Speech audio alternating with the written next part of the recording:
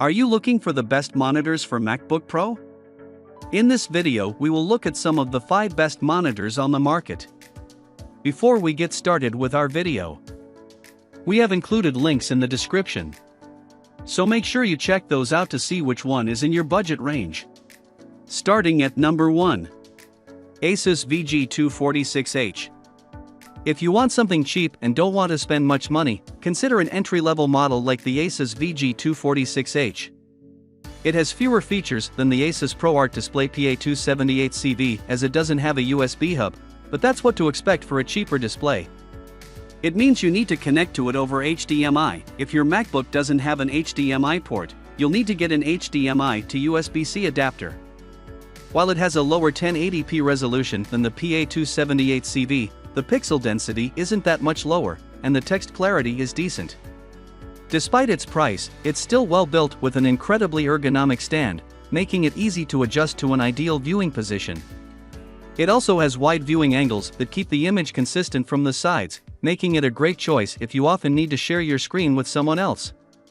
Although it's limited in extra features, it has an sRGB mode that results in great accuracy.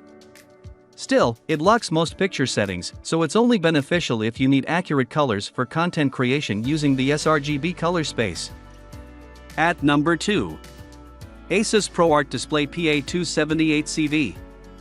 If you're looking for a budget monitor to use with your MacBook Air or MacBook Pro, check out the Asus ProArt Display PA278CV.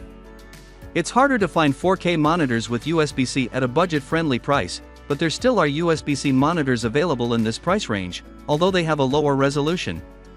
That's the case with this monitor, as it has a lower 1440p resolution than the Dell S2722QC, and because of its lower pixel density, text isn't as sharp. However, it still features a USB-C port with 65W of power delivery, which is enough for a MacBook Air but not most MacBook Pros. This monitor has incredible ergonomics, making it very easy to adjust to an ideal position. It's designed with content creators in mind, as it has an extremely accurate sRGB mode, so you won't have to calibrate it if you work in that color space. However, it doesn't support HDR, which is disappointing if you're a video editor and need HDR. If that's something you want, the Gigabyte M27Q is another 1440p alternative, but its USB-C port is limited to 15W of power delivery, and some of its picture modes have problems with macOS. At number 3. Dell S2722QC. If you want something more simple and don't want to spend a ton of money on the Dell U2723QE, the Dell S2722QC is a great choice to get as a lower mid-range monitor. It's a lower-end model than the U2723QE, so it has a smaller USB hub and one USB-C port supporting 65W of power delivery. While this isn't enough power for MacBook Pros, it can still charge your MacBook Air while you're using it, and it has 2 USB-A ports if you want to charge other devices. It works well with macOS, but there are some reports online of people experiencing flicker with M1 Max, which could get distracting if you notice this issue. The high 4K resolution helps deliver crisp images, and the monitor has decent accuracy before calibration if you want to use it for casual photo editing. However, it doesn't have an sRGB mode, so some colors look oversaturated in that color space. It also gets bright and has even better reflection handling than the U2723QE, so it's a great choice if you want to use it in a well-lit room. At number 4. Dell U2723QE. If you don't like ultra-wide displays or prefer something cheaper, check out the Dell U2723QE. With a much smaller screen than the LG 40WP95CW, it isn't as good for multitasking, but you still get the same sharp text clarity as it has a 4K resolution and high pixel density. It has many features, like a massive USB hub with 3 USB-C ports. One of them supports DisplayPort Alt mode with 90W of power delivery, enough to charge most MacBooks or keep the battery going while you're using it.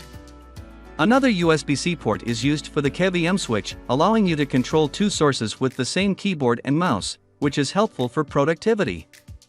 It has a dedicated sRGB mode that makes it excellent for content creators who don't want to calibrate their monitor, and it displays a wide range of colors in the sRGB and Adobe RGB color spaces, which is important if you work in those color spaces.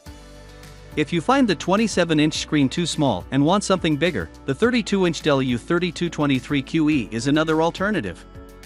Still, colors in HDR look undersaturated, and it costs more for a minimal difference in performance. At number 5. Apple Studio Display. The Apple Studio Display is the best monitor for MacBook Pro that we've tested. It's the cheaper alternative to the Apple Pro Display XDR, which is targeted at professional editors. While the Studio Display has fewer features, like the lack of HDR, it's still a great monitor. Considering it's an Apple monitor, it has features that you can only get with a macOS device. It has exceptional accuracy before calibration thanks to its outstanding sRGB mode that you can only access with a MacBook or any other Mac computer. It's a fantastic choice for content creators as you won't have to calibrate it. It delivers high pixel density thanks to its 5K, 27-inch screen, meaning text looks incredibly sharp. It has an impressive selection of additional features, including a built-in webcam and microphone. It also includes 4 USB-C ports, but only one of them supports Thunderbolt 3, as the 3 others are meant to charge your smaller devices, like a phone, thanks to their 15W of power delivery. Lastly, you can get it in different variants by choosing the stand and screen finish you get. You can get the standard fixed stand, a height-adjustable stand, or one without a stand if you want to mount it. You can also choose between a glossy or matte screen finish, and whichever screen finish you choose, you won't have issues using it in a well-lit room as it gets bright.